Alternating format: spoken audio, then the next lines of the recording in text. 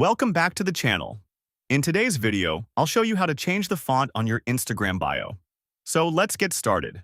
First, open the Instagram app on your phone. Now go to your profile by tapping on your profile icon in the bottom right corner. Next, tap on the Edit Profile button. Here, you'll see the option to edit your bio. Tap on it. Select your bio name and copy the text. Now, Instagram doesn't provide built-in font styles, so we'll use a font generator tool. Open your browser and search for Instagram Font Generator and open any trusted website. Once the website opens, type your bio text into the text box. You'll instantly see your text converted into different stylish fonts. Scroll through the options and choose the font style you like the most. Then, simply copy the text.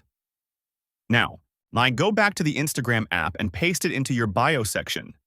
After that, tap on Save or the checkmark icon, and that's it.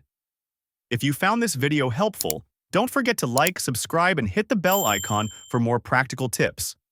Thanks for watching.